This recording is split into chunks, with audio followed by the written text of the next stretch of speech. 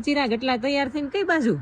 તને ખબર નથી આપણા રાજ્યમાં બહુ મોટી ચૂંટણી છે અને મોટો ઐતિહાસિક દિવસ છે આજે. જર્મની બાડન-વ્યુર્ટમ્બર્ગમાં આજે મોટો ઐતિહાસિક દિવસ છે. શું કરવા કે આજે ચૂંટણી છે અને આપણી ખબર ભૂપેન્દ્ર પટેલની ચૂંટણી આવે, એમાં ભાજપ હોય, કોંગ્રેસ હોય, આપ હોય, 5 વર્ષે થાય ચૂંટણી, સીએમ ની ચૂંટણી હોય, એવી આજે અમારા સ્ટેટની સીએમ ની ચૂંટણી છે. એટલે હું વોટ પહેલી વાર આપવા જાઉં છું. મને ખબર નથી સિસ્ટમ કઈ રીતની છે, પણ મારે જાણવાનું છે, જોવાનું છે, એટલે મને મજા આવશે એમ.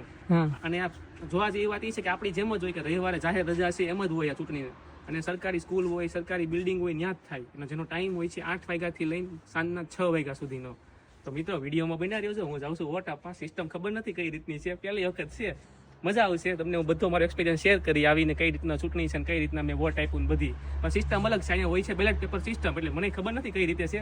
જઈને જણાવું બધું, બન્યા રહ્યો છે વિડીયોમાં. તો કાગળ લઈ લીધું છે હાથમાં, હું જાઉં છું વોટ આપવા. જઈને આવીને તમને કહું કે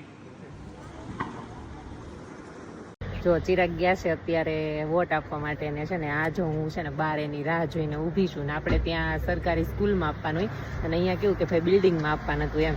એટલે હું બહાર છે ને તડકો ખાઉં છું, હમણાં આવે ને એટલે તમને કહું કે ભાઈ એની સિસ્ટમ કેવી હતી આખી. જો અહીંયા છે આ બિલ્ડિંગ છે.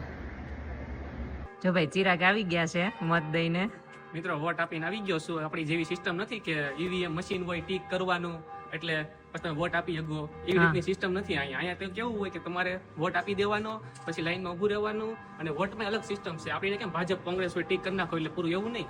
તમારે અહીંયા તમારા સિટીમાંથી તમારે કોને જીતાવવા છે એનો એક વોટ આપવાનો, અને તમારા રાજ્યમાંથી કોને જીતાવવો છે એનો એક વોટ આપવાનો, 2 વોટ આપવાના આવે. એટલે મિત્ર બહુ અલગ જ સિસ્ટમ છે. જો હાથમાં ટપકું નથી, મારા આંગળીમાં ટપકું સિસ્ટમ જ નથી. એટલે બહુ અલગ સિસ્ટમ છે અને બહુ સરસ. વગર નિશાને કા નિશાન નથી કર્યું ને? પેલી વખત 2 વોટ આપવાના, એક વોટ નહીં આપણી જેમ. સિસ્ટમ સારી છે, મજા. અને કઈ રીતના હોય? તમે અંદર ગયા તો કઈ રીતનું હોય? અંદર ગયા આપણને કાગળ આપી દે, બધી પાર્ટી લખી હોય, પેલા આપણે ટીક કરી આવવાનું, જે આપણને ગમતી હોય એ, જેને વોટ આપવો હોય એને આપી દેવાનો વોટ. પછી લાઈનમાં ઊભું રહેવાનું, પછી એક બોક્સ હોય, બોક્સ ની અંદર પેપર નાખી દેવાનું, એટલે તમારો વોટ અપાઈ ગયો છે. બસ એટલું જ હોય. અને નિશાન બિશાન કઈ ન કરે, તમારું નામ હોય ત્યાં, કઈ ન હોય એવું.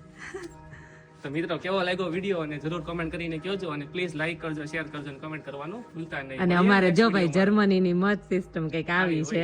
અમારે ગયા વર્ષે તો કેવું કે કાગળ જ નહોતું આવ્યું, એટલા માટે નહોતું સેટિંગ આવ્યું. હું પહેલી વખત આપીને આવ્યો છું, મજા આવી.